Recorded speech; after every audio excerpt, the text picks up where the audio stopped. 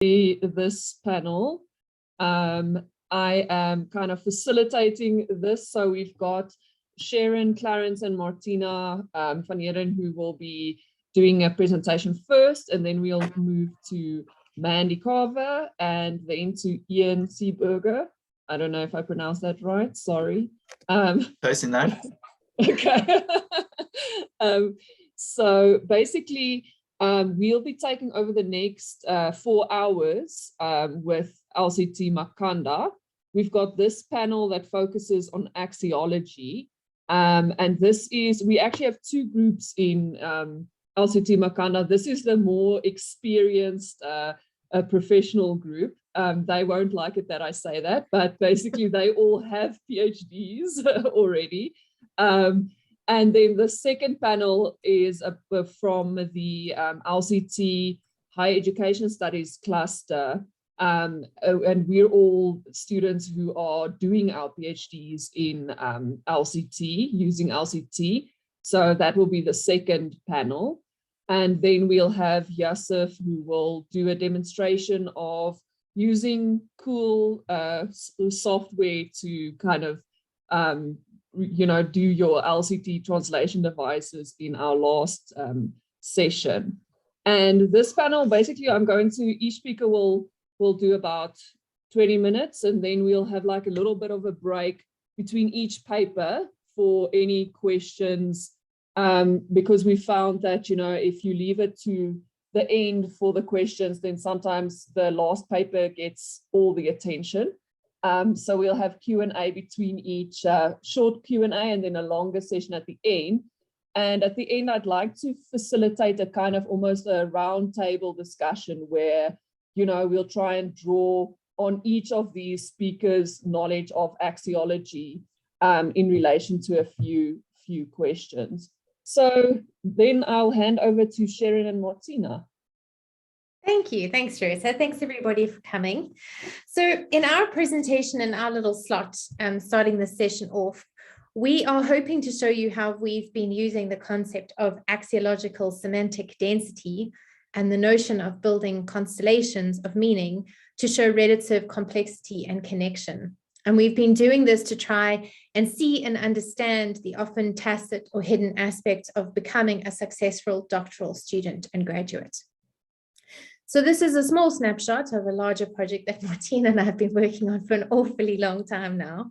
But we hope that it gives a sense of how useful the idea of constellations can be for getting at hard to see meanings that are actually very, very important for setting the field in terms of what counts as successful in a doctorate and what does not. So what's okay.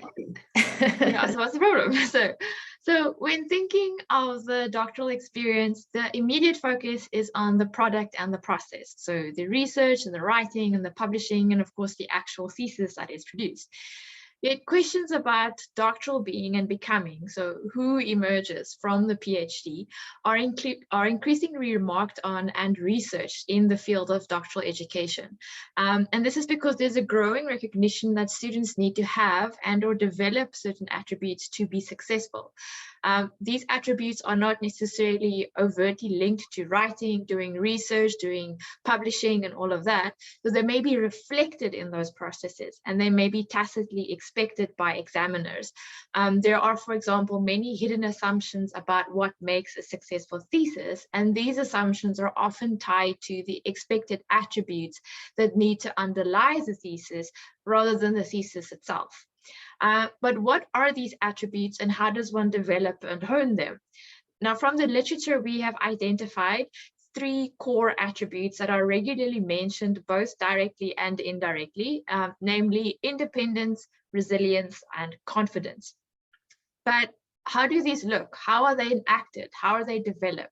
This is less explicitly focused on and seems to be a tacit extension of the other doctoral processes. So it has become obvious that there's a lot of hidden semantic density around these attributes and how they develop. So as we argue, we need to see this to be able to make these processes of becoming and being open, equitable, and possible for all students. Okay.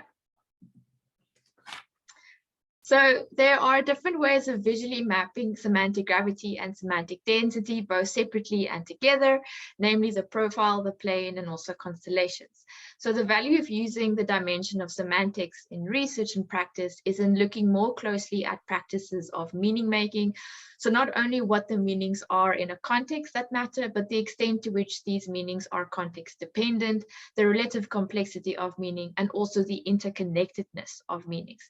So you can zoom into specific meanings, zoom out to the bigger picture, and zoom across context to see connections and gaps. So we're focused in our paper on semantic density, which enables researchers to see and map the relative complexity of meanings, the condensation of meanings within particular terms, concepts, gestures, symbols, attributes, dispositions, and so on. So when we're working with constellation building, we can work with two forms of semantic density. So we have epistemological semantic density, or ESD, and axiological semantic density, or ASD. Briefly put, because we don't have a lot of time, ESD relates to the building of knowledge. So you could use it, as Lee Rusniak has done, for example, to map how a curriculum connects and builds knowledge into larger whole. Or you could use ASD, which relates to the building of knowers. For example, Elena Lambrinos and Jagan Doran's work, which has shown how building particular dispositions, attitudes, and ways of being that are valued and necessary for success can happen. So in doing a doctorate, we argue that there is a product and a process for producing success, what counts as success, both in ESD and ASD. So there's the thesis itself, and there's the doctoral graduate, who is the creator and producer of this thesis. And we're more interested, obviously, in the idea of the graduates and the process by which this person develops, both tacitly and consciously, throughout the doctoral journey. Because I think it's not too much of a stretch to argue that there's been quite a lot of focus on thesis writing in the literature over the last sort of 2, 3, 4 decades, but there's been the focus on the doctoral person is a much more recent phenomenon in the field. So to clarify then, we are looking at knower building. So in doctoral education, if you read the field, for example, now we're thinking of work by scholars like McAlpin, Atchison, Guerin, Kamler, and Thompson, Pretorius et al., Birdal, Strack, Kumar, Yazdani. There are a bunch of scholars all over the world writing about this. It becomes clear that who you are is actually crucial for ultimate success. It's not just what you know and what you can do, how you write. How you are a knower in this space is as important as the knowledge that you're creating and writing about. But it can be harder to overtly show or teach somebody how to be a good scholar in what they do and how they act and how they speak and behave. A lot of that is expected rather than overtly part of the pedagogies of supervision. So the field seems to suggest then, by omission, that there are lots of different ways to be a good scholar. But if you take a much closer look at the literature we've been interrogating, and if you look, for example, at examiners' reports, we're not quite sure that there actually are that many ways to be a good or acceptable or successful scholar. So we're arguing in this paper that we need to look more closely at axiological aspects of success to see where we are and how we are and are not making explicit all the things that go into the enabling the becoming of a successful doctoral person. So think for a moment of two fairly common types of students. There are many more, of course, but we are pressed for time. So I'll just let you read the slide for a minute or so. Okay, just to have a look at these two examples.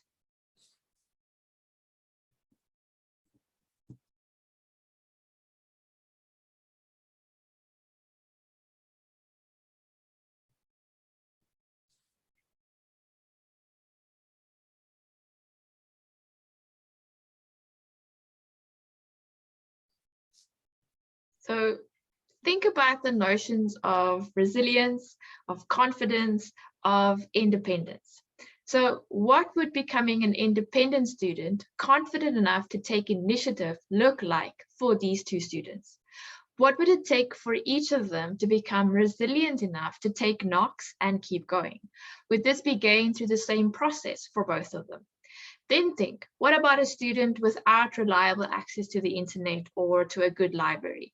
What about a student who has had very little prior guidance that would help them navigate the expectations of a PhD supervisor?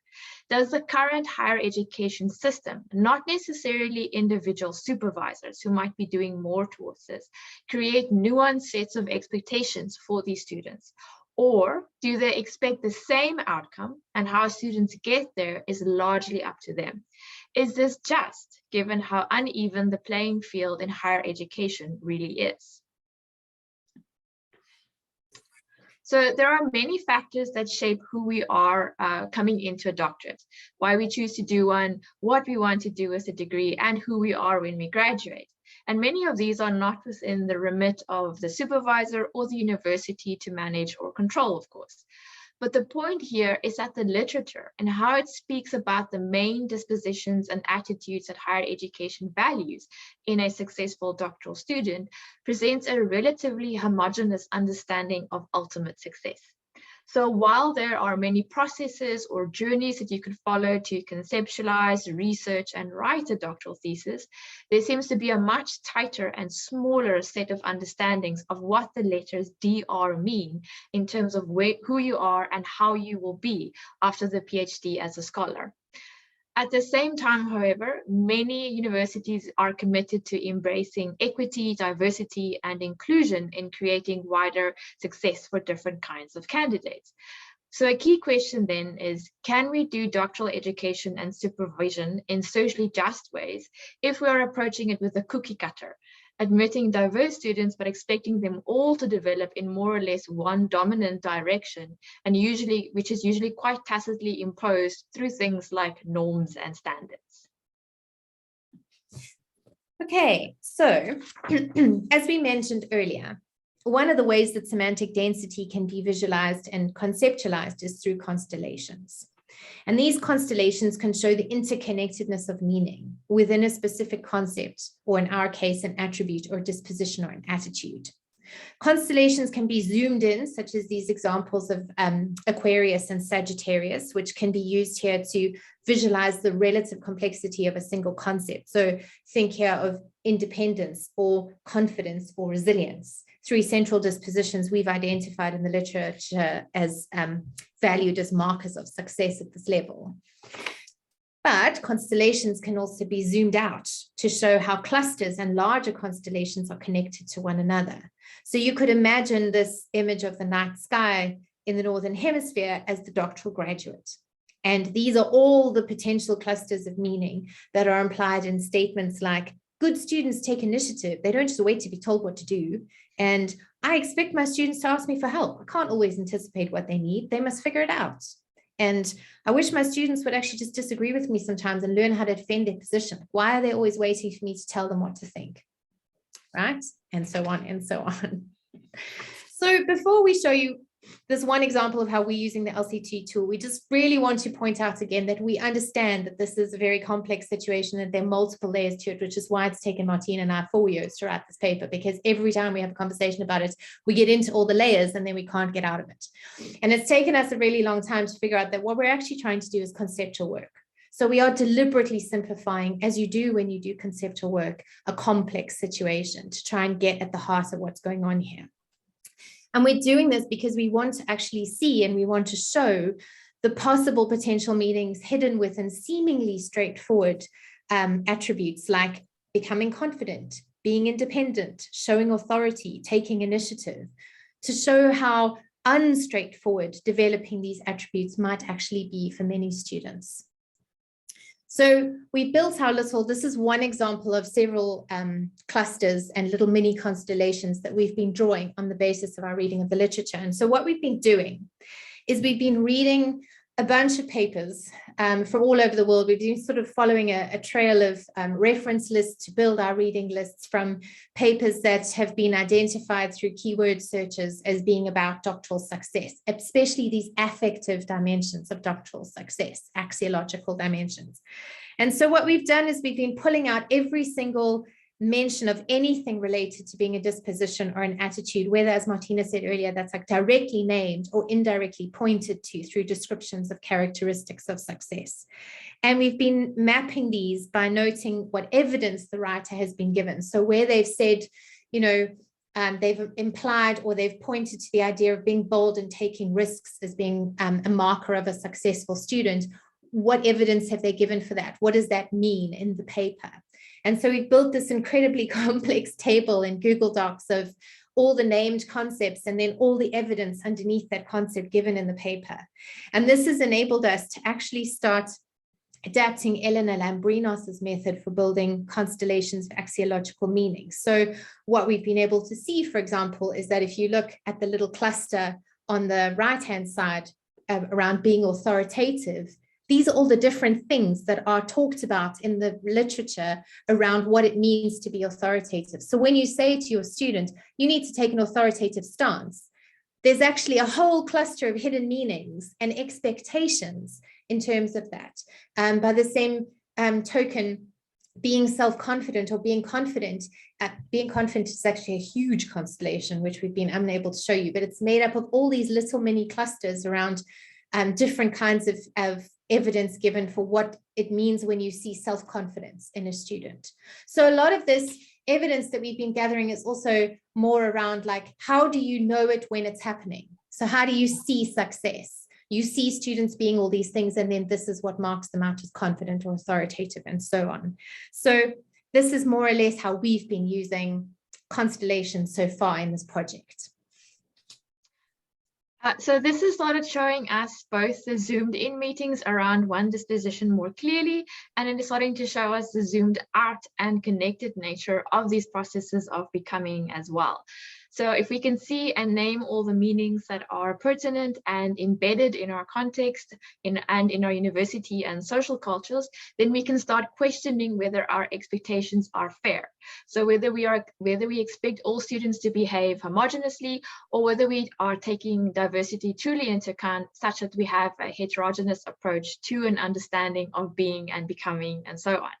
So to have a diverse cohort of students and expect them all to come out in one mold is unjust and unfair, and will only serve to reproduce current inequities rather than meaningfully widening access at doctoral level and therefore beyond. Yeah, so basically our so whats are around this idea of which runs through a lot of LCT, bringing to light what is not easily seen, mapping it visually, and then through that greater awareness, having these different kinds of conversations, including candidates in these conversations. And what we're hoping is that all of this work will then potentially lead to greater recognition of different versions of doctoral success and being that give much deeper realization to the espoused goals of equity, diversity, inclusion, and transformation in higher education. Because it's easy to talk that talk, but how do you do that work? And what we're hoping is that in our small way, we'll be able to help people to begin to do that work in more concrete ways in their own contexts.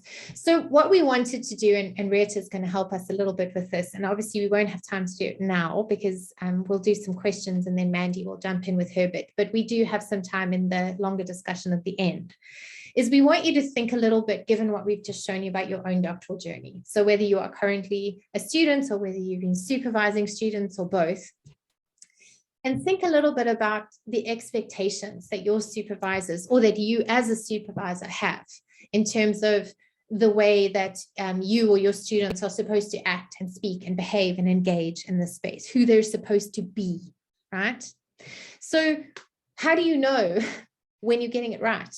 How do you know when you've hit the nail on the head? And how do you know when it's all going wrong? What's missing from the equation? And how do you know that?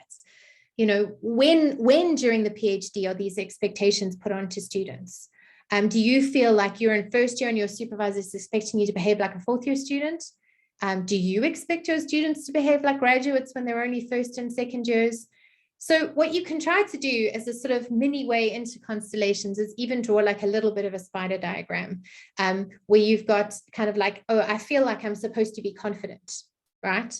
So how do I know that I'm supposed to be confident? And then draw a little sort of spider out saying like, well, my supervisor says these kinds of things to me and that's what that says to me. Or I say these kinds of things to my students and what I'm implying is that they must be confident. And if you can start to think a little bit about how visible, how overt, how clear are these expectations? How have they been communicated as being important? At which points have they been communicated? What materials or steps or resources have been put in place to help those expected attributes or dispositions be achieved? And if we can start to think then about some of the gaps and some of the struggles and some of the silences in these conversations that we actually think are not silences but are, then we can begin to think about having very different kinds of conversations about our students with other supervisors and with our students about their own development, and hopefully begin to widen the spaces for success through that process. Right, last slide. Yeah, so this last slide is just a request, if you like. So if you'd like to ask any questions or share your ideas in relation to the activity, we know Rita has posted that for us very, very usefully. It is completely confidential and we will not be using it as data. Please do get in touch with us. Our email addresses are on the screen and we will also put it in the chat. But thank you so much for your time, and yeah, thank you so much. Thank you. Cool, thanks Sherran and Martina. So yeah, I have shared the slide that people can type on in the chat, and I see we have an anonymous gopher who's already starting to fill in there. So we thought that maybe if you'd like to fill that out, Sherran and Martina might want to pick up on a few ideas there at the end of the session, when we have our longer discussion. For the moment, I'd just like to ask if anyone has any questions or thoughts that they'd like to, jump in with at the moment. I'm going to have like a short little discussion period if there's something at the moment, and then we'll move on to Mandy's presentation. And I see Sherran has also put their email addresses in the chat if you'd like to get in contact with them. So any questions at the moment? Looks like they'll stunned people into silence. or we've distracted them with an Lily actually put a comment saying that it's relevant even to those of us trying to learn to become researchers. Yes, absolutely, because doctoral graduates are researchers. There's a lot of debate going on in the field at the moment, especially here in the UK, about whether doctoral graduates should be included in early career researcher developments or whether early career starts once the doctorate is finished. I come down on the side of arguing that the doctorate is part of early career. I certainly feel, and Martina and I have been reflecting, and actually the paper came out of our reflections with each other.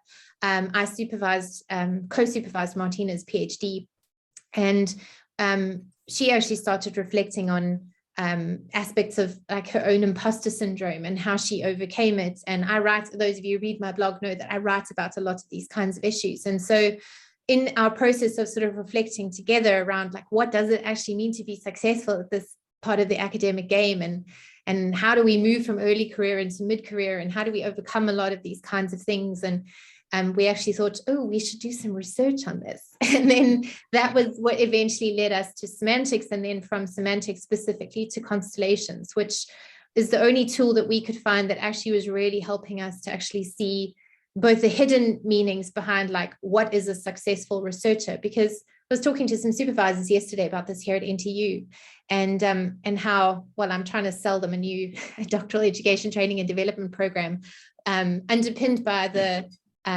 premise that doing a PhD is about so much more than writing a thesis. But a lot of the processes are really around monitoring a student's progress through the thesis and hitting certain points and ticking certain boxes. And then how they become good scholars is kind of up to them. And some student, and if you've read Jenny Case's work and Sue's work and people like that, you'll see that there's this body of work kind of arguing that if we continue to do that, and this is really Bernstein, if we continue to keep things, the status quo, the same as it's always been, and just pay, like put some pretty window dressing around equity and diversity and inclusion and transformation, but we're still working with that cookie cutter in the background going, this is what makes you successful. And actually what we're doing is invoking a really, sort of limited notion of what a successful researcher is or what a successful doctoral candidate is, then then we're actually not disrupting the status quo. We're actually just keeping it the same. But we're making it harder for the people who've being left out to challenge that, because we've got so much going on around, oh, but no, we're open to diversity and things, that it's almost, for some students, certainly almost feels like they're being gaslighted. Like, I don't feel like I belong here. No, rubbish. Of course you belong here. Look at all these policies we've got in place. But behind the scenes, because this is tacit and hidden, there's all this other stuff still going on that's making some people feel like they're completely at home, and many other people feel like they're not quite there. And so that's ultimately what Martina and I've been trying to do, is challenge some of that. But that's the big project, right? So Cool. That's why it's 4 years.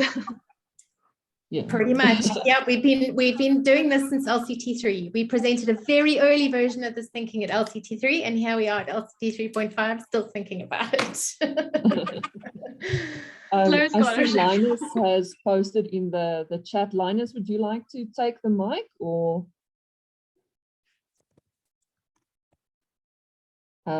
So Linus just says that he's thinking of using ESD and ASD as part of, I know he's also working on his PhD thesis, and that he's only known about knower and knowledge, from the specialization point of view. I don't know if you want to maybe comment on Linus's point. Well, I would say that it obviously depends on what it is that you're trying to see. If specialization is showing you what you need to see, then you should by all means stick with specialization, because specialization is actually a very big and rich toolkit, especially when you start getting into the epistemic pedagogic device and the 4K model.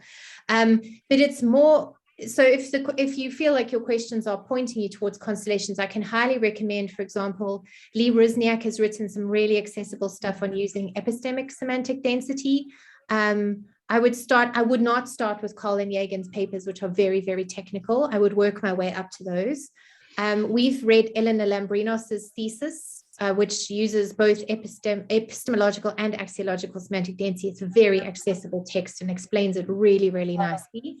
And then some of Yagan Doran's other writing about how he's applied axiological semantic density in, I think it's cultural studies texts. So maybe start there. I'll type those names in the chat for you. Maybe start with those texts, and then you can work your way towards some of the working papers and the other texts, because there's not an enormous amount about constellations at the moment. There's one chapter in Knowledge and Knowers, and then a handful of papers and chapters. It's relatively new area of exploration, but we can point you towards some useful reading, and you can have a look and see what you think. Yes. I see Kirsten has said that there's, the doctoral review has some relevance, and Janae has also commented on that. Would you like to take that up as the last? I probably mentioned the doctoral standard in South Africa, but we're talking about a much more global body of work. So it's really not focused on South African doctoral education at all. It's focused on doctoral this is what I'm learning now, being in the UK, doing doctoral education here. It's the same everywhere. Same questions. Different context, same questions, same problems, same students, ironically enough. Doctoral students are doctoral students everywhere. Kirsten, you got your hand up. Hi, yeah, thanks so much for a great session. I was just thinking it might still be worth, I know you don't want to pigeonhole it into South Africa, but I found it so interesting. Chrissy gave an overview of it in our writing retreat the other day, and because she's really curious about it. And those attributes, they're pointing to things that social relations get to without us having to say it. And I just thought it was an interesting thing to keep in the back of your mind, that these are attributes that people are now recognizing as being important. How they're going to implement this whole idea, who knows? But I would imagine that they are universal attributes as well. They're nice, and they're being, well, let's say they're being framed as being nice and neutral, whereas we all know, and generic, which is even more problematic. So there's quite a lot of meat there that might be interesting to tease apart. No, thank you. We'll definitely have a look at that. I didn't realize, actually, I think I did know that the report was out, but I haven't accessed it yet, so I must do that. Thanks, Kirsten. Thanks, everybody, for your comments. Thank you. Over to Mandy. Okay. Yeah, so you're welcome to continue putting questions for Sherran and Martina in the chat, and we'll pick up again at the end of the discussion, linking, everybody's papers together. But over to you, Mandy. Hi, everyone. First of all, it's a shout out to my Makanda colleagues and to say thanks, if all of you are listening, to your support for getting me through my PhD, for giving me people to chat to shout at, to bring my, tear my hair out with. So thanks. And it's just occurred to me what a joy it is to suddenly have an opportunity to present together, because actually I probably wouldn't normally present with this collection of folks, but doing it as a group from Makanda has been a cool idea. So I'm talking about something quite different to doctoral studies, but in fact the messages of how do you become a person that you're supposed to be in order to be a legitimate knower is rings true in both cases. So I want to think about how axiological messages can be really confusing and mixed, and by talking about my study, about one aspect of my study. So I want to start with the idea that music and axiology are really like love and marriage and a horse and carriage. They go together. Part of the way we understand music is by its values, what we value, what we feel when we listen to it, what we associate with it. So there's a whole lot of meaning in the way we process music that is not actually to do with the sounds, but it's to do with what it makes us, what it evokes for us, what it makes us think about. So these posters, which of course are just picked off the internet, illustrate what I'm talking about. So music is what you make it. It can be depressing or alive or passionate. So it evokes all these feelings.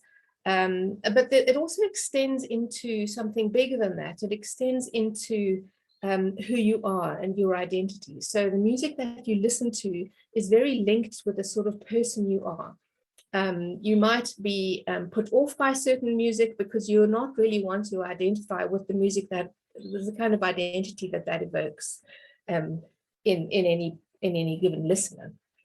So music is very much tied with axiological meaning, and Lucy Green has talked about this in another way. She's talked about basically axiological meaning, but she calls them delineated meanings.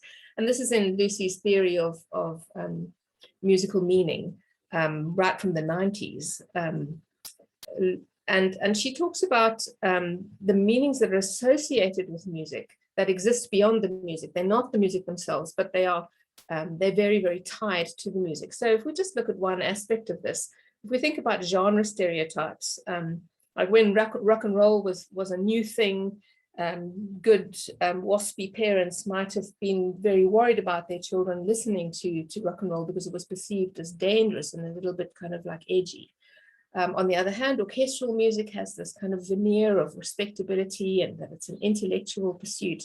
So we have these ideas about music that we might put labels on that in some ways might seem quite superficial. It doesn't matter that maybe I would think rock and roll was dangerous and you thought it was cool.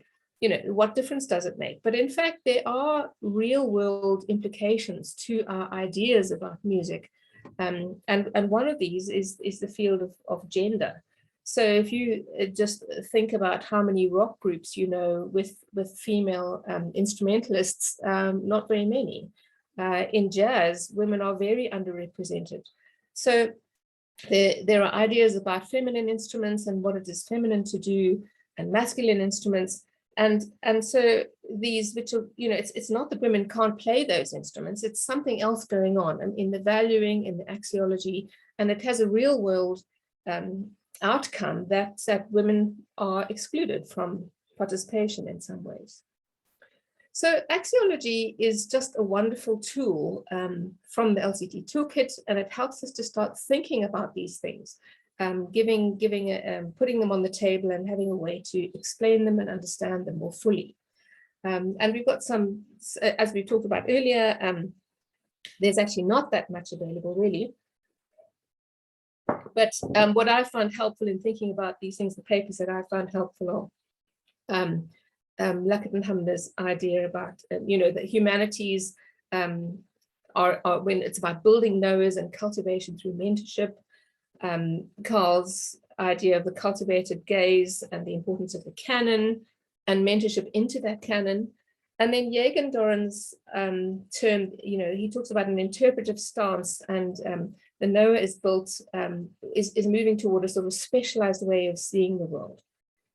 And that specialized way of seeing the world is not only dependent on things that they need to know, sort of epistemic content. It's about values and dispositions and morals, aesthetics and political stances, which seem to be much more kind of arbitrary. My research has considered bringing African music or an oral practice into formal curriculum. And I just want to talk a little bit about a tertiary African music course that was one of my case studies. So it's a South African university and an African music full-time course. It's a degree course where students specialize in African music. And an aim of the course is that students should perform African music fluently, so they should be confident performers, but they should also be able to speak and write about African music articulately. And I'm just looking at two courses briefly I'll touch on today, a theory of music course and a performance course. And then the three lecturers who facilitate these courses and their three different gazes. So I think it's fair to say that curriculum has always got an axiological aspect. And if we're thinking about music, perhaps we're learning to perform, we're learning to play an instrument, it's about technical skill and stylistic understanding, or whether we're talking about music theory. Both of these knowledge areas will come with messages about value. And the question is, in this course, or in any course, how coherent and how unified are those messages? Because they are often not explicit. Starting with a sort of theory of music lesson and a lecturer who I'm calling Daniel. Daniel is a man in his 60s. He came to African music through study. He's a white guy, so he hasn't grown up playing African music. He's studied it, and he focuses on the theory of African music. And in all his lessons, he has PowerPoints which are full of technical terminology, and then he explains these terms. But he always co-teaches with one of his Black colleagues, either Sia or Joseph, and who are both cultural practitioners. They both grew up in African music traditions, and they enact the concepts and sort of guide the students through the performance of the concepts. So Daniel's talking, he's explaining, he uses a lot of downward escalators, but the students aren't talking or writing or speaking, they are playing, and so that these concepts are sort of being applied in performance and enacted. So this is about stuff the students must know how to do. Although it's epistemic content, it's something that the students need to be able to play. And all the time that Daniel's talking about this stuff, his meanings are sort of underplayed or obscured by axiological comments. And these are the sorts of things that he will say. Even though the focus of his lessons are theoretical concepts, which you would think was about understanding with your mind. His comment, is that understanding it with your mind is only the beginning. It's when you get into the practice that it becomes real. He's always talking about experience, trying to get students to focus on their uniqueness and their creativity, and learning what it is to get the right feel for something. So these sorts of comments are very hard to put your finger on. They're not explained. He doesn't explain them, but he comes out with these sorts of comments the whole time. It's as if he's kind of downplaying the technicality of the actual focus of the lesson. Sia is a Xhosa performer from where we are in Makanda. We are in the Eastern Cape, and the language spoken in our area is Xhosa. And one of the traditional instruments is this uhadi bow. And Sia teaches the bow. It's a traditional woman's instrument. But when he teaches, his focus is not the theoretical concepts or how the music is structured. His focus is the sort of social context. So what's happening when the music's played, when it's played, what the dance might be that goes with it, what time it happens, what people believe, the stories. So it's all about the beliefs and the associations, the sort of social context of the music. And he's very concerned that the sort of ethics and the morals of the culture come through for the students.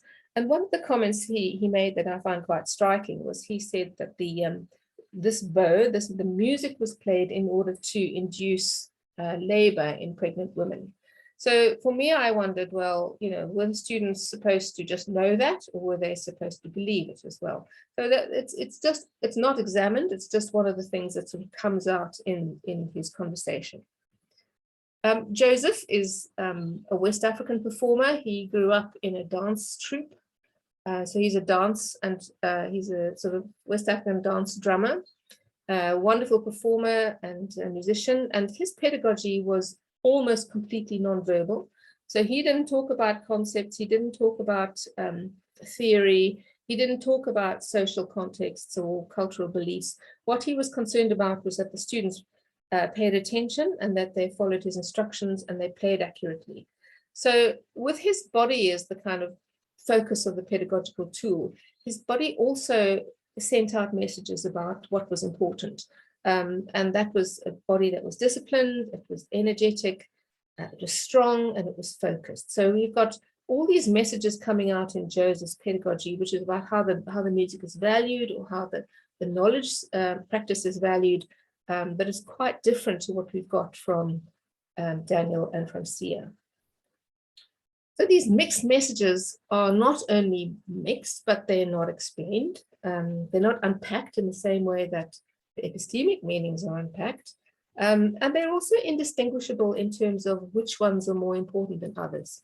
So there's this kind of smorgasbord of values that are swirling around, and the students are, whether they, what it is that they're supposed to learn is not actually made very explicit. One then asks, well, what is the gaze that these students are supposed to be getting? What is being modeled here? Because the axiological meanings vary between the lecturers, and indeed they contradict themselves really, because we've got Daniel talking about the students developing uniqueness, but we've got Joseph telling the students that they've got to do as he tells them to and all play the same thing. So each lecturer has their own gaze. And, one wonders, well, perhaps the students are meant to acquire a kind of hybrid gaze. They're getting the best of all worlds, in a way.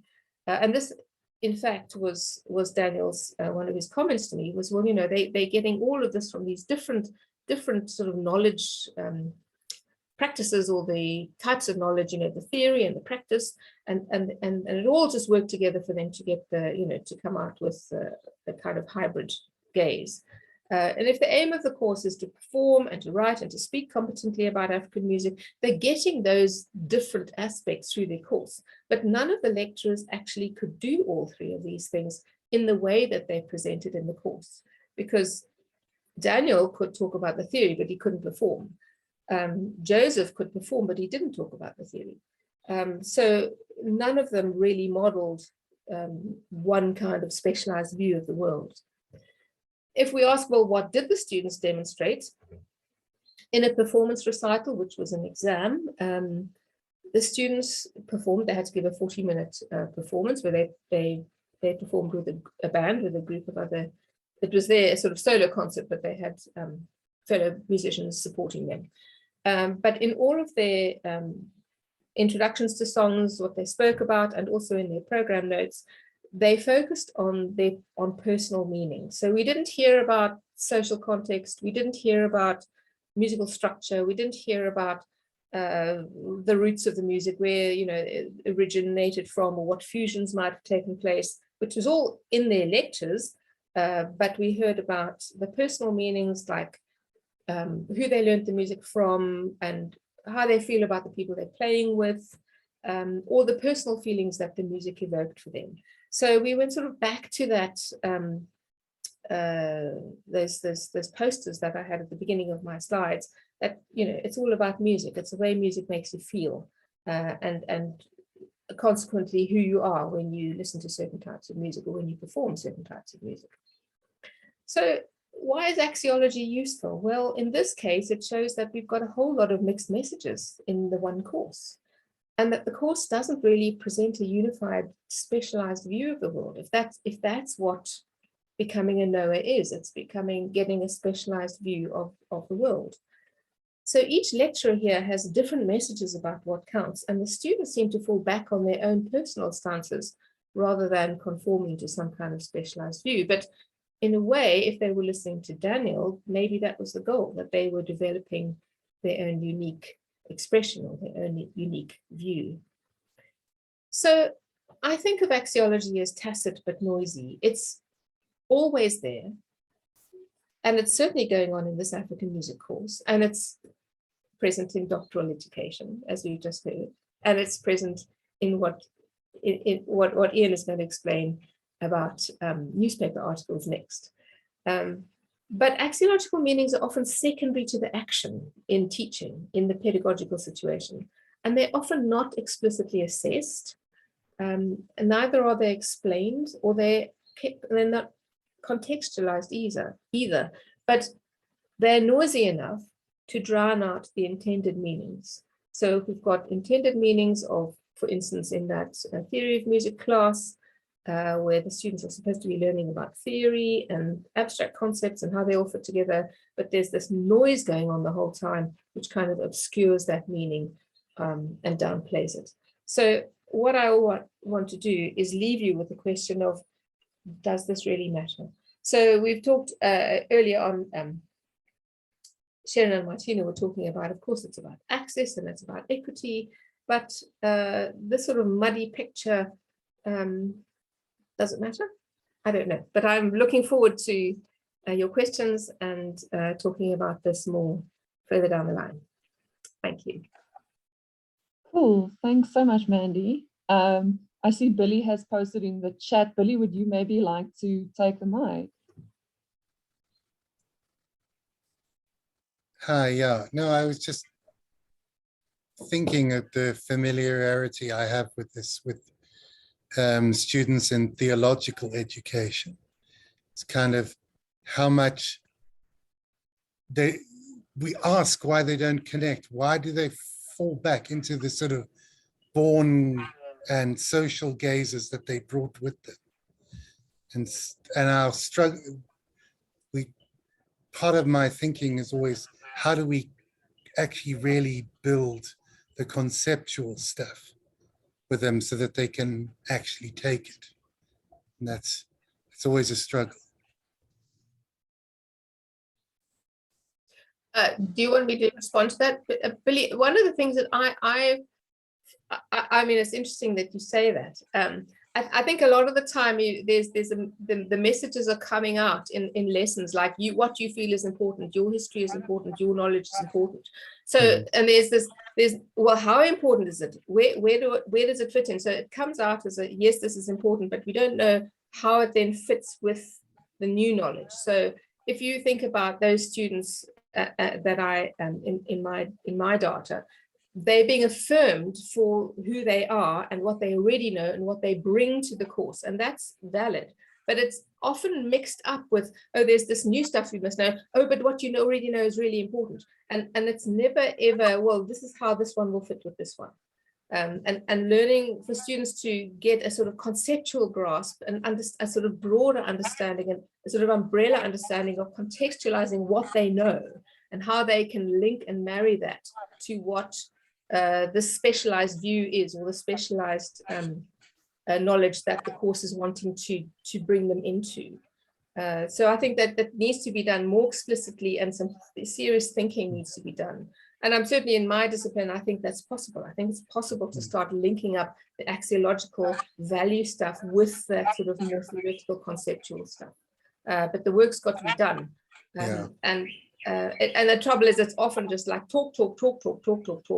And these things go out into the ether and they have real world effects, but they don't, students don't really know what to do with it. Yeah, I was saying earlier, one of the problems is that then they're always assessed by reflective writing and not deep academic writing. Anyway, Karen wants to come in. Yeah, Kim. Okay, first of all, it's so fantastic.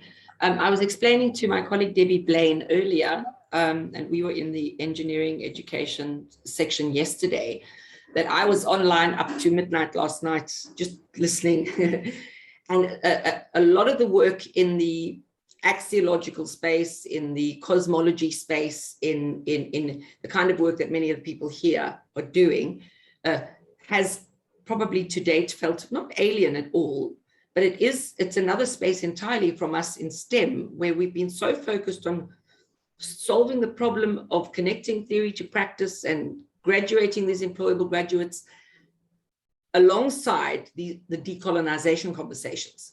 And what's been really illuminating is, and what Debbie and I were talking about, was that the so-called know-y stuff in STEM and this assumption that axiology or these axiological values are not that important in this space because somehow, you know, the thing is the thing and everybody knows it's the thing no matter what you call it in that STEM space. And that is such a misconception. And I just wanted to say, I see Chris Winberg is also here, that what she would also recognize and that I do is that because I've worked in University of Technology space, the college space, the traditional research intensive institutions, I have seen different engineering lecturers teaching the same kinds of subject matter from such different positions, where precisely what you've been talking about emerges. And yet I think we have so many assumptions about it not being there. And yet they bring, and Mags Blackie's work is all about, hang on, recognize the knowers, and precisely what you're talking about, these axiological constellations that underpin everything that they're bringing into that education space, which somehow we have disregarded to date. And that has implications for particular students in particular classes, in particular contexts going forward in a field that assumes that that doesn't matter. So it's been really illuminating listening to the ways in which you guys are using these tools to unpack those things in the humanities and the social sciences and in other spaces. And I think there's a wonderful opportunity here for crossover and synergy in that STEM space that we are kind of sitting in. Thanks, Karen. That's really encouraging. Cool, thanks. So are there any more questions for Mandy, or shall we pick up again at the end of the session? Ian, shall we hand over to you? Thanks very much. Great stuff. Okay, so I'm going to be talking about something quite different again. And I hope you can all see just the slide and not my presenter view. Give me a thumbs up if you can just see a slide. Thank you very much. Wonderful. So I'm going to be talking about something that's really quite fine-grained, and I'm a linguist, so I approach these things from quite a different angle. But I want to talk about the impact of modifying words on axiological semantic density. So in other words, I'm talking about how the sort of small words that surround a particular term or expression work to turn up or down that axiological semantic density in that expression. So yeah, this is really, I don't know if you would call it zooming in or refocusing after the other presentations. So I hope that's not too much of a mind shift for you. But really this comes out of my PhD, where I developed the translation device for enacting axiological semantic density in the Daily Sun, political news articles in the Daily Sun. And those of you who don't know the Daily Sun, if you're not from South Africa, it's our biggest selling tabloid newspaper. And it's full of interesting things like zombies and also a little bit of serious political content. But as part of developing this translation device, I created a tool for showing how modifying affects axiological semantic density. You can see the whole layout on the top of my slide there. And I'm going to unpack that in a little bit more detail just now. but I'm going to be outlining the whole translation device and then focusing in on this modifying tool. So here's an outline of what I'd like to do. I'd first of all just like to talk about what modifying is, and then how I developed this translation device, then talking about the architecture of the device as a whole, the 5 tools, which I showed you on the previous screen, and then really unpacking and focusing on the modifying tool itself.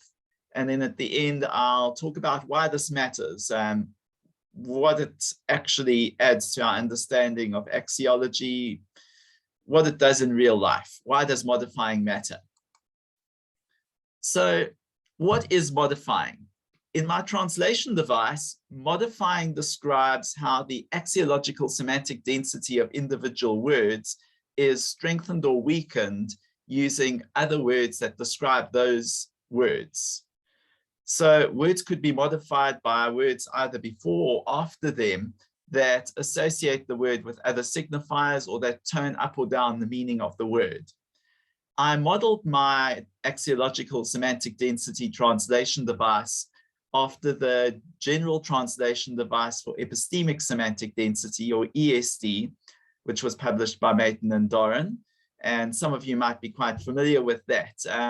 You might know that this device has a word grouping tool, which looks at how groups of words strengthen or weaken ESD.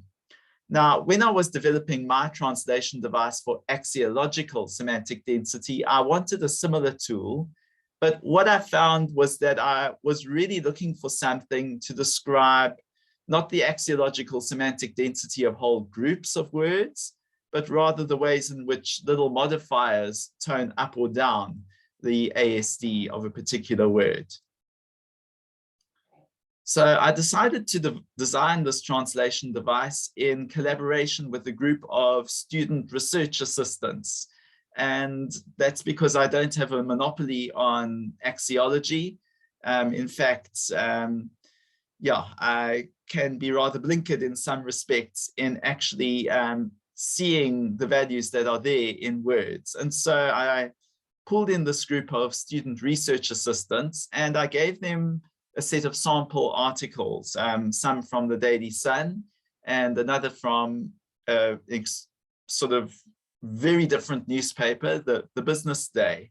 And most of these were ones that I'd selected for fine-grained analysis for my thesis. And then I gave them a little explanation of what axiological semantic density was and gave them a sort of workshopping sheet where I asked them to rank a whole list of selected expressions according to their strengths of axiological semantic density or axiological condensation. Now, obviously, the students found the task quite tricky, and we had many debates along the way about what belonged where in the list. But this is exactly what helped me to refine my thinking about axiological semantic density in these articles. So we arrived at a long list of ranked expressions, which I divided and divided again. So I tried to look for commonalities and differences between the different expressions and cut the list in two, where I found a qualitative difference between one set of expressions and another. And then I cut each of those lists in two and into two again, where possible. Then later I collapsed these into sort of one layer of types. So I don't have a sort of set of types and then subtypes and sub-subtypes, just to try to introduce a little bit more simplicity in what was already becoming very, very complex. I revised the translation device later during my fine-grained analysis of articles for my thesis. So in the process of using the translation device, I found that particular names I'd chosen and rankings of types didn't do quite as well as I thought they would in describing the data, and so I tweaked these. So this is what the device looks like. As I mentioned earlier, it has 5 different tools. You might be familiar with the ESD translation device, which has 4. Well, I've added a bonus one. So I have a wording tool which describes the contribution of individual words to axiological semantic density, a charging tool which describes the strength of charging enacted by individual words and short expressions, a modifying tool which describes the contribution to axiological semantic density of words that modify a head word in a group of words. And that's obviously the one we're focusing on today, the one in the middle. Then there's a clausing tool describing the contribution of entire clauses to axiological condensation, and a sequencing tool, which describes the contribution to axiological condensation of links between short passages of text. Now, this device is a specific translation device. I wasn't out to try and do the Maton and Doran thing and create a sort of mediating language for all of English discourse. So it's a specific translation device that's designed only to describe Daily Sun political news articles, although it is something that could be adapted for use in other contexts. Now, the modifying tool depends on some categories that I created for the wording and charging tools. In other words, these tools are interdependent without necessarily being reducible to each other. And I hope to show you a bit of that in a moment when I unpack the modifying tool. So I'll show you that. There's just certain ways in which certain categories kind of feed through from the smaller levels into modifying. At LCT4, I presented on the wording and charging tools of the translation device, and we've written an article based on this presentation, and that's in press at the moment. I'm hoping it comes out before the next Ice Age so that you can look at it. But if you want more info, I can always give that to you at a later stage, and I'll give you my email address. All right, so the modifying tool has 5 types. There are 4 which describe modifiers that tone up the axiological semantic density of a main word, and 1 type which describes modifying that tones down the axiological semantic density of a main word. And I'll walk you through each of these in turn. We have complex modifying, symbolic modifying, particular modifying, enriching, and downplaying. The type of modifying that enables the strongest axiological semantic density is complex modifying. And this occurs where 3 or more axiologically charged signifiers are associated with each other, rub up against each other, and charge each other axiologically. And my favorite example of this is a money-grabbing capitalist dressed like a revolutionary, where we've got the words money-grabbing, dressed like, and revolutionary associated with the head word capitalist in bold. And together they're creating a complex impression of someone as being very hypocritical and deceptive. The full sentence this example comes from is shown at the bottom of the screen, and this is going to be true of all the examples I show you. It's referring to EFF leader Julius Malema. Sorry, let me go back there. Now, if you're not from South Africa, the EFF is South Africa's 3rd largest political party. And needless to say, Malema prides himself on being a political radical. So this would be a huge smackdown of his particular character. Another example of complex modifying is a clash between rival ANC and DA councillors. Here we've got the names of 2 political parties, the ANC and the DA, that's our ruling party and official opposition, occurring together in the same group of words as clash. Okay, this emphasizes the significance of the participants in the clash, and therefore strengthens axiological semantic density in describing it. And the full sentence that this comes from is a clash between rival ANC and DA councillors has been videotaped. The next strongest type of modifying is symbolic modifying. Here a main word is modified by a word with symbolic significance. So this is either a signifier that's relatively strong in axiological semantic density, or a word that axiologically charges the main word strongly. And I measure how strong the modifier is by using either the wording or charging tools in my translation device. So a modifier would be symbolic modifying if it would be classified in the top half of my wording tool or in the strongest two types of my charging tool. So, for example, Malema and the ANC here links together the name of a political leader and a political party, both very strong in political meanings. And so they strengthen the ASD of each other through modifying. In context, this is speaking about peace negotiations between these two groups. Macaulay, who's here styling himself as a mediator, told Talk Radio 702 he was mediating behind the scenes and had met these two opposing parties. And so the significance of the two parties in the talks emphasizes the significance of the mediation that's happening.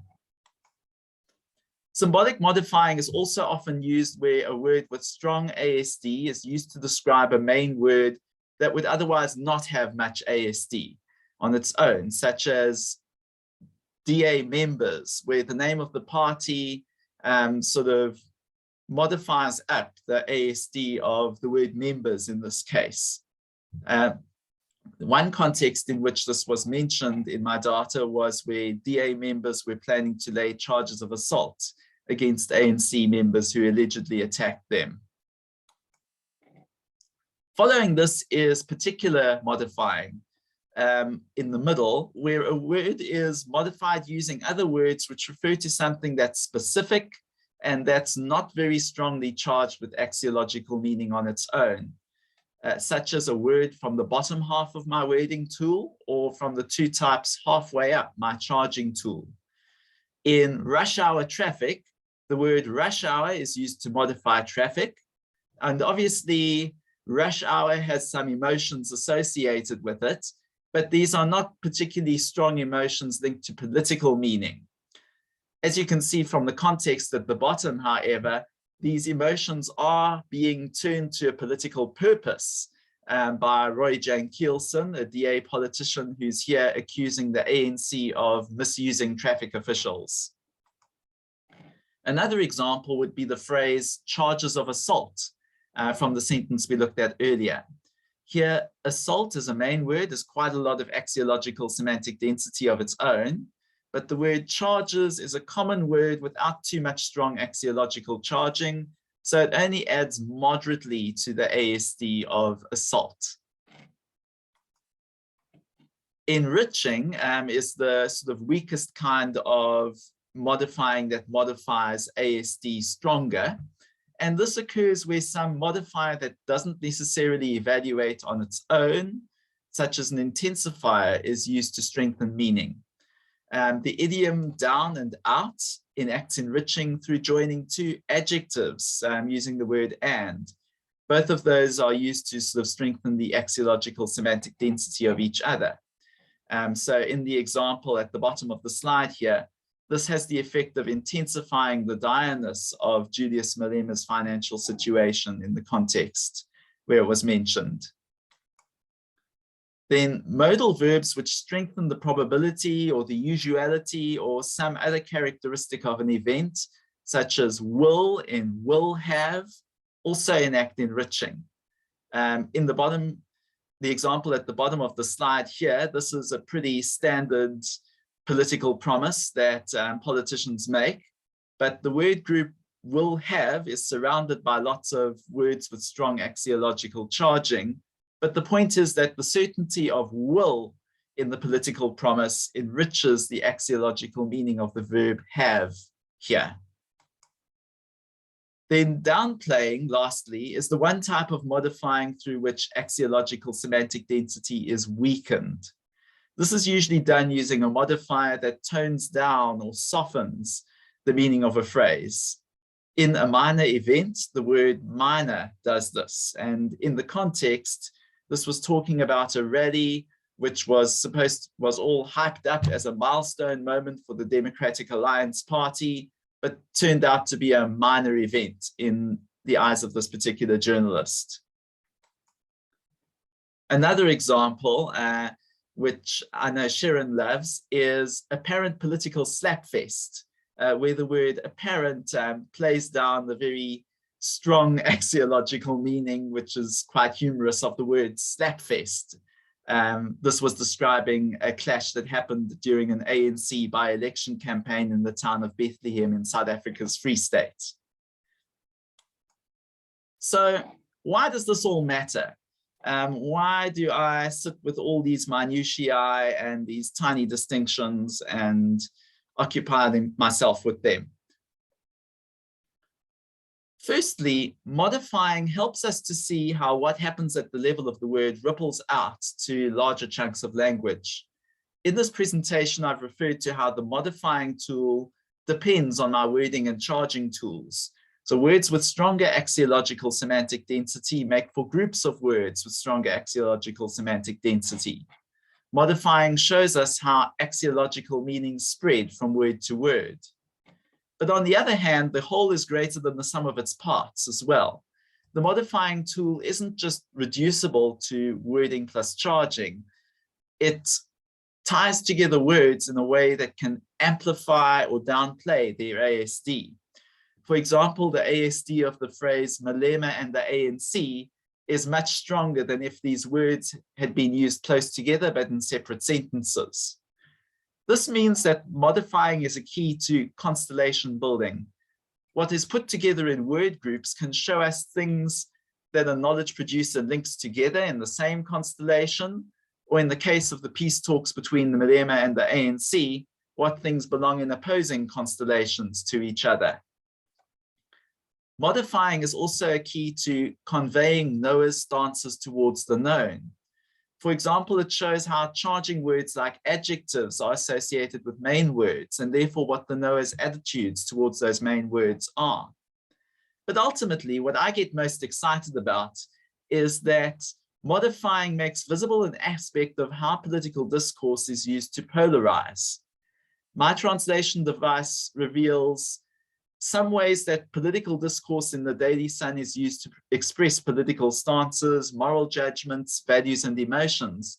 And so it enables us to see how judgments and values are being used to group people into opposing camps. If we can reveal to ordinary people, ordinary readers, some of the ways in which this is done, then we can empower them to understand the other side of the argument better and facilitate more constructive discussions on the country's future. Which is where I hope I will eventually get to. So there are just a few references and a few acknowledgements. Thanks very much for listening. Cool, thanks so much, Ian. Yeah, Billy is giving you a celebration sign, so well done. Are there any specific questions for Ian? We basically have about half an hour now for a roundtable kind of discussion. So you're welcome to ask questions specifically related to Ian's paper, but also questions that kind of draw the papers together and ask about axiology more broadly. And I see, Ian, you've popped your email address in there, so I appreciate that. Let's see. If there's no immediate takers, then I'm going to be greedy. I've been, as I mentioned to everyone earlier, I'm still busy with my PhD, and I'm looking at English literature.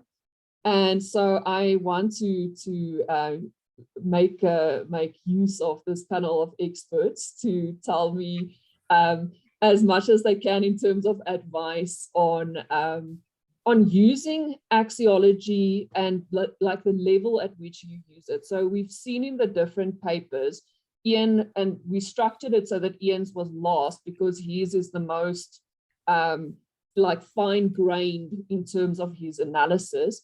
And Ian, I appreciated the discussion of how you develop your translation device, because that's one of the things that I think a lot of us, including people who have already got PhDs, sometimes struggle with.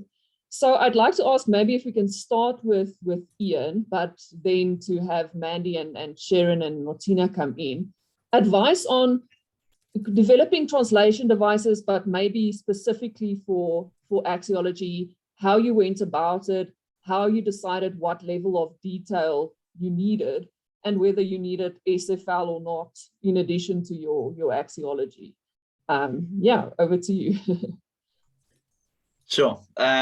Well, it's a long process and a complicated process. And yeah, basically the way I did mine is pretty much all based on Carl's advice and a little bit of experimentation. So yeah, getting other minds to look at your data really, really is extremely helpful. It helps you see things you don't see, or realize that you're seeing things in a way that is completely sort of tendentious, and that kind of needs to be moderated. So that really, really was helpful for me. As to how deep to go, sounds strange coming from me, but I really believe in Carl's maxim, you only need as much theory as the problem demands. And I'm sorry that the second part of that wasn't added in the last group of presentations, which is you only need as much theory as the problem demands and the audience can take.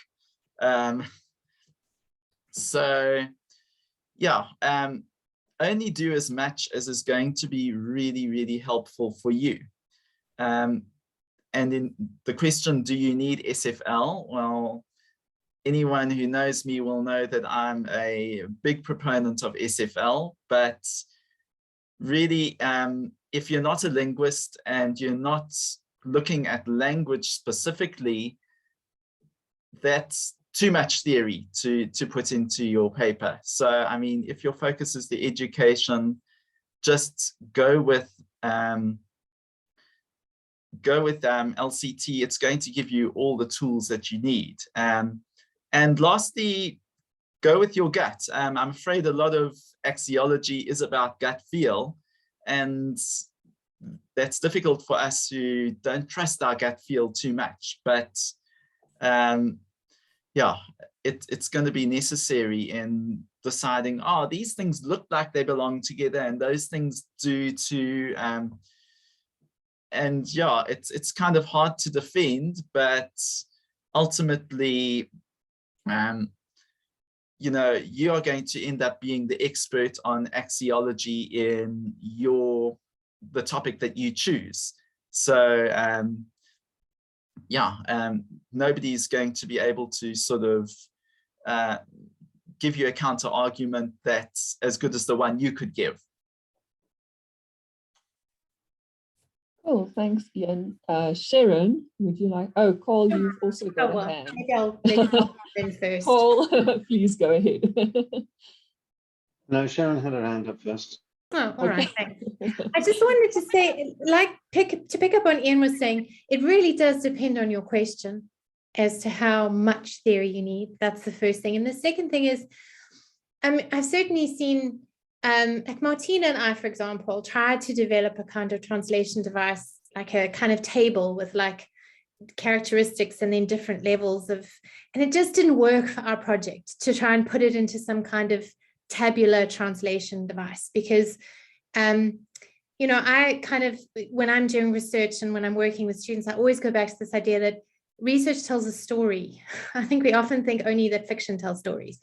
Research tells stories, and our work as researchers is to try and figure out what story are we trying to tell, what's the point of our story, and how much do we need to tell the story. And I've certainly supervised projects where students have developed very tabular, very clear, very fine-cut translation devices. If you read my PhD, you won't find a translation device like that in it, but you will find a very, very detailed methodological discussion of how I got from my raw data to my analysis.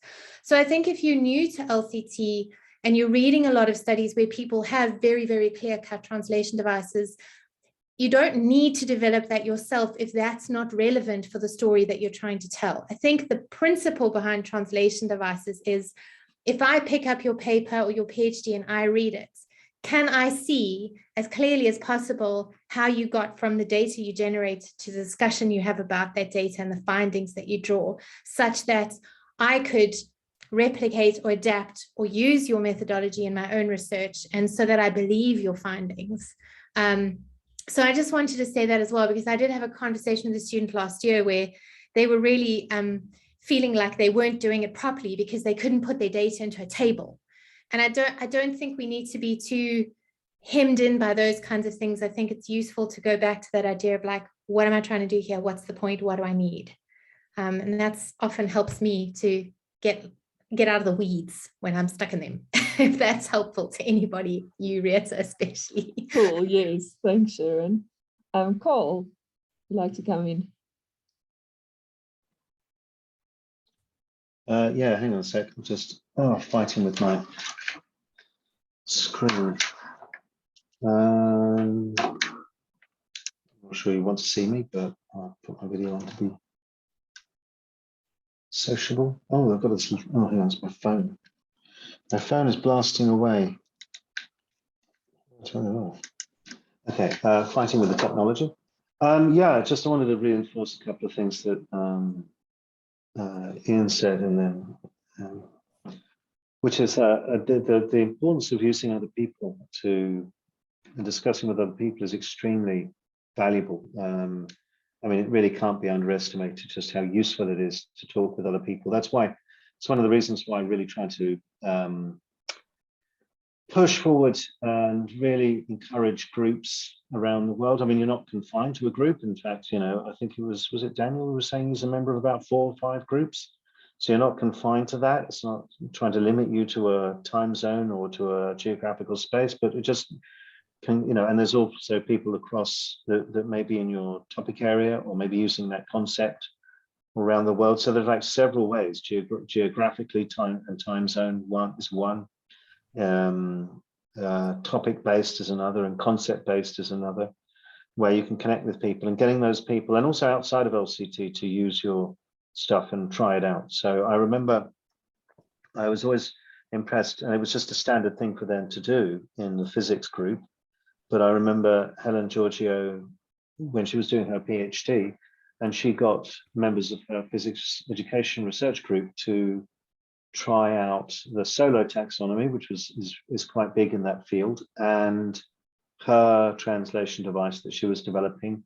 And it was really a really lovely way of showing that her translation device worked because of the ability to get inter-rater reliability between the people using it. So it kind of like really reinforces it as well. So you can get people in to try and help you with it, and you can also try it out on other people and say, okay, here's some data, here's a translation device, you use it, and you can compare it to, say, another one that's widely used in the field, or that you're building off the back of, things like typologies and so on. So you don't have to just be arguing for it being better, you can actually show it.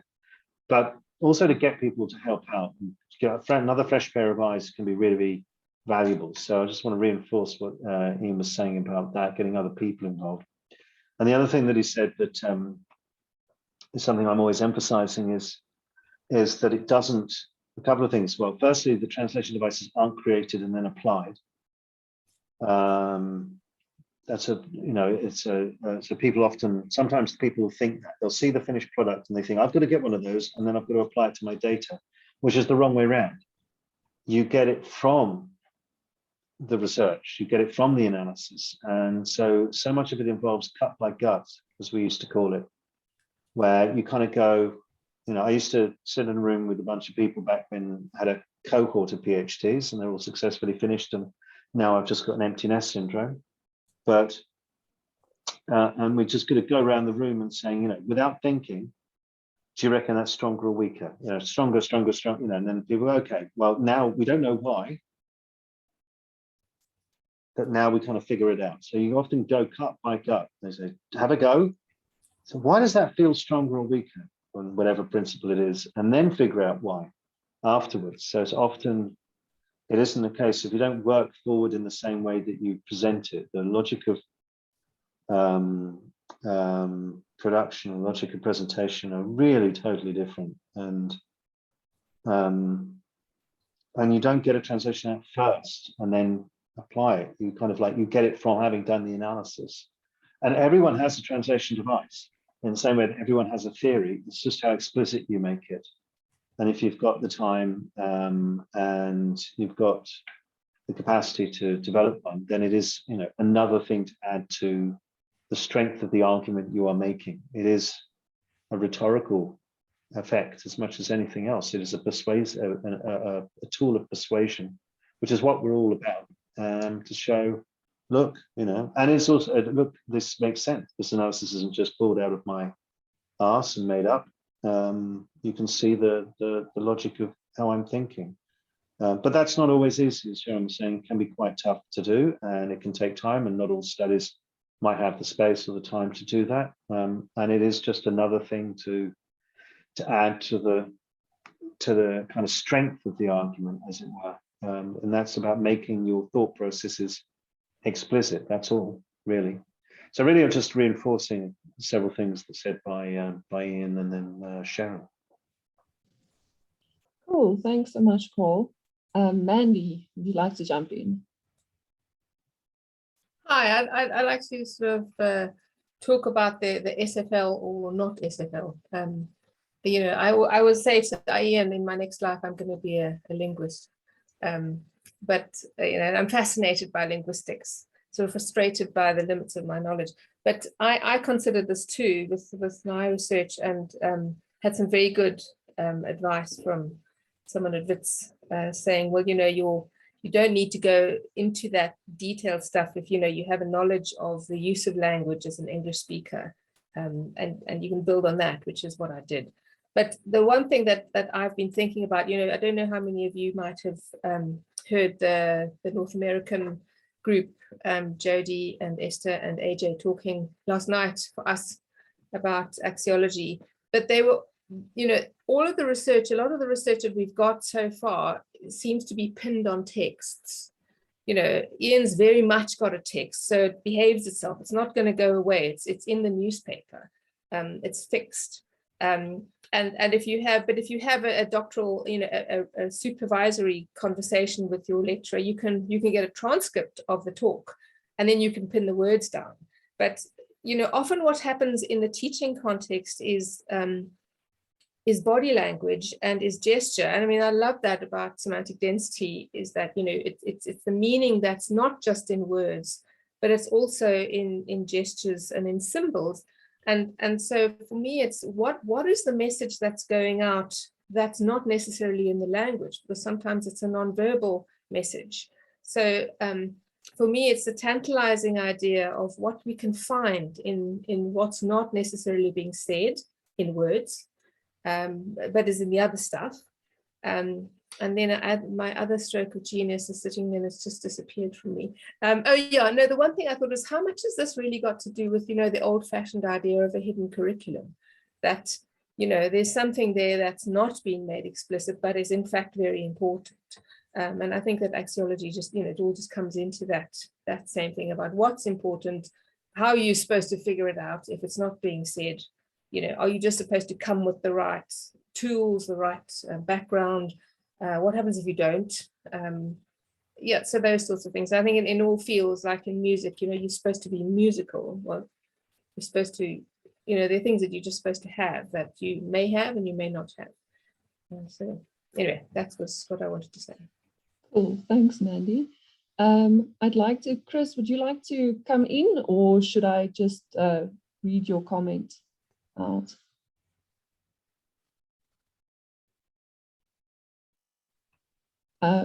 So I thought it would be nice to highlight, because it's commenting specifically at you, Ian, about, you know, your ASD could be a useful tool for analyzing supervisors and examiners' comments on postgraduate candidates' writing, which also made me think of the paper that Sue, I can't remember who, I think it was, who did an LCT analysis of supervisors' comments for higher education studies. So I wondered if anybody would like to comment a bit about the use of axiology in this way. McKenna, Quinn, and Foster was the paper. There was also Lucy Jones, who wrote quite a bit about this a while ago. It was, I think, PhD examiners' reports. Unfortunately, I don't think a lot of her stuff was published, but she did an LCT roundtable on it yonks ago, maybe it was 10 years ago. But yeah, people have looked into that. And then if I could take it a step further, something that I've been seeing a lot, as I've looked at other people's presentations on axiology, is the potential for using it as a pedagogic tool. And I know, Ian, that you're very interested in the kind of critical literacies education part of things. And I was thinking about whether, I've seen a lot of, for example, Sherran's work where you've got the semantics made explicit to students to try and teach them how, certain things need to look, writing needs to look like in the thesis. If you think that axiology might be a useful tool as well for perhaps teaching students how to get at the meanings, underlying meanings in texts, and then to take it to, like, for example, to Sherran and Martina, and linking up with the examiner's reports, how perhaps we could use it to educate academics about how to think about their practice and what it is that they're actually demanding of students, and using axiological constellations there as a pedagogic tool as well. So Ian, I'll hand to you, and then the rest of the panel can jump in as well. Absolutely. My passions really lie beyond formal education, and so I try to do this in a small way through writing opinion pieces. I'm on the Thought Leader blog site, and I've written some opinion pieces for the Mail and Guardian, where I try to unpack language in the media and do exactly this. But in a classroom setting as well, there's a number of interesting ways you can do it. And one we were chatting about in a sort of dry run for this session was actually just getting kids in the classroom to do what I did with my group of research assistants and say, well, here's a list of expressions. Can you rank them according to the sort of strength of feeling or the strength of values that are expressed in them, and then have a talk about why that is. What's stronger about that and what's weaker about that, things like that. So yeah, there's plenty of scope for that. Cool, thanks. Sherran, Martina, would you guys like to? Now, Martina and I have been talking a little bit about this. I mean, we have slightly different focal areas. Martina's really involved in academic literacies development at UWC, and we've started to talk a little bit about the pedagogic implications of the research that we've been doing. And certainly for me, currently I'm managing a doctoral training program for over 800 doctoral candidates at Nottingham Trent University, and about as many supervisors, 900 supervisors on campus. So it's a huge community, and it's a very, very diverse community. So one of the things I'm hoping I'm going to be able to do with this tool is to eventually start to invite all of these different groups across the schools together, to students and supervisors, to talk to me about some of these kinds of things that we put on our little activity slide. So to get them to start drawing, for lack of a better word, spider diagrams, little mini sort of clusters and constellations of things around what do you think is expected? Who do you hope your students are going to become? Write down all of this sort of terms, and then let's organize them into, like, is this actually like quite a big idea. What are some of the other ideas that go into that? How do you know when they're getting it right? What is some evidence that you can see that your students are on the right track or not on the right track? And so to be able to do that work that we talked about, like bringing it to the surface so that we can have a conversation about it. And then we can start putting the supervisors' conversations together with the students' conversations to then say, so what actually are we trying to do here? And then obviously we'll be able to start potentially expanding that to epistemological semantic density to talk about the different aspects of actually doing the research and writing the thesis and producing the work, the knowledge that the students are working on. So it's a very long-term project for me, and it's part of a much larger research project that I'm going to be invested in for the next 5 to 7 years. But I definitely see pedagogic value here, much like I've done with specialization and semantics with lecturers that I've worked with in the past. And what's so exciting for me about using these kinds of tools is you can pick up a pen and a piece of paper and you can draw stuff. And when you can draw it, you can talk about it very differently because you can see it very differently. And it stops being just head knowledge, and it starts being like all these other things. It starts being experiences, and it starts being observations, and it starts being how people feel about things. And you can pull all of that together with the head stuff. And it just enables you to have much richer conversations, because the stuff that we're getting at is hard to get at, you know. It's not simple and straightforward. I could talk to 25 different supervisors and they'll have 25 different definitions about what a successful student is. And a lot of that will be based on their discipline, and it'll be based on their own experiences, and it'll be based on their context. So how do you get at that? And you need a tool like this that comes from a very abstract place, but that can be pulled into all these contexts and then given to people. And like, you make sense of it now. Here's the tool, figure it out. And you don't have to teach them all the LCT language. I was writing that in the chat. The irony is, as I've been learning and learned very much through the process of writing the book, and Carl's very incisive feedback, thank you very much for that, Carl, was how much LCT I was getting wrong, and how, you know, it's a constant process of learning this. And the more you know it in depth, the easier, yes, exactly, incisive equals brutal, yes.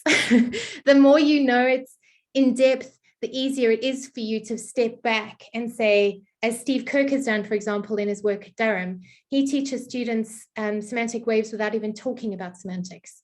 But it's still powerful, you know, that you don't have to teach all the theory to the people that you're using it as a pedagogic tool with. You can teach them axiological constellations or epistemological constellations without even using those big, scary words. You can use the principles without the language, I think. But that takes time. A lot of time, actually, about 11 years in my case. I'm still learning. Thanks, Sherran. Ian, you have your hand up. Yeah, I just wanted to echo something that Sherran said near the beginning. Drawing constellations, you know, that's something so simple. Well, in some ways, I mean, if you can draw a mind map, you can draw constellations. And if you can get people drawing constellations, it's a short hop from there to actually seeing the sort of organizing principles behind whatever knowledge you're talking about. And so it's a very powerful tool. Cool, thanks, Ian. Mandy, I see you got your hand up, and just to throw in here, I don't know if that's what you wanted to talk about, but when I was listening to your paper, I did wonder about whether the lecturers looked at your findings, the people who you worked with, and you know, if they felt that there was benefit to these things being made explicit in their teaching, or did you not have that opportunity with them? Yeah, no, I haven't. I've sent them, you know, the PhD. That's I haven't had any feedback. But the one thing I feel like I want to write a paper saying, don't look now, but your axiology is showing. And I think that, you know, what we need in my field, I think that what I see the need for is for people to recognize their own biases or their own standpoints.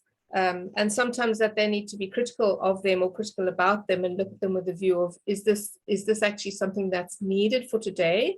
Or is it something that that's come with my baggage of, you know, my own background? And especially in a time of transformation of curriculum and trying to decolonize curriculum, a lot of what we have especially in the music field, whether it's African music or whatever it is, we've got this framework of thinking about curriculum that is, some of it might not be appropriate and some of it might be exclusionary. And so I think what's really important is a tool that says, this is what's going on. Can you see your values? Can you see what you are promoting here? And is that really useful? Is that really what we need? There's a need to sort of turn back on yourself and say, what is it that I'm promoting here?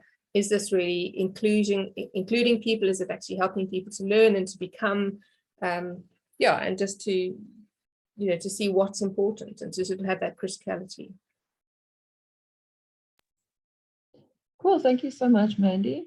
So is there anything else from the floor? Thank you much, everyone. This has been such a nice discussion. And thanks also for those who participated in a little activity, which you can still do afterwards if you feel like it. So yeah, any more questions, or are we going to have a 2-minute video break before the next session?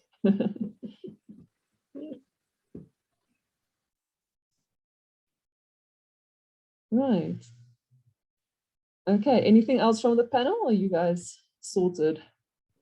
No, just to say thanks very much. And then also just for those of you who are still scholars in the room and who are maybe like me embarking on new research projects, which I'm not sure if it's like wise or folly at this point, is just a reminder that, we're presenting research that's a pretty finished product at this point. I mean, Martina and I have been working on this since LCT3.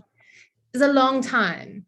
We can blame the pandemic, but actually, and the pandemic is partly to blame, but what we were thinking the other day together when we were preparing this presentation, that a lot of what's taken us so long is figuring out what our story is and figuring out how we need to tell it. And it is sometimes a long process, and patience is a big part of being a successful researcher, like trying to kind of like roll out your data dough and apply your cookie cutter and then go, here's some findings. Yeah, you can do that. But if you really want an in-depth understanding of what it is that you're looking at, you need to step back a bit every now and then and be patient with yourself and with the data, because it's not always clear on the first pass what it is that you're looking at, especially with complex data and complex theory. Like an LCT can be simplified, but it is quite deep and quite complex. So you do need to take the time to really do the work, basically. But just be encouraged if you're struggling and frustrated. Yeah, and just a reminder that the final product does not reflect the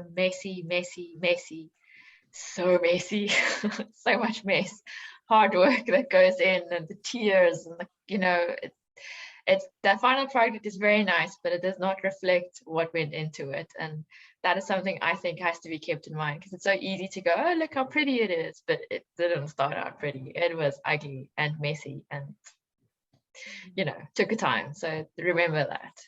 Yeah, that's something I love about this community, is that like willingness to share about the process and not just that final product, So it makes you feel a lot better when people who are really established scholars say that they had to do 7 drafts of before the final version or whatever. So thanks very much, guys. I think we are on time for the next one.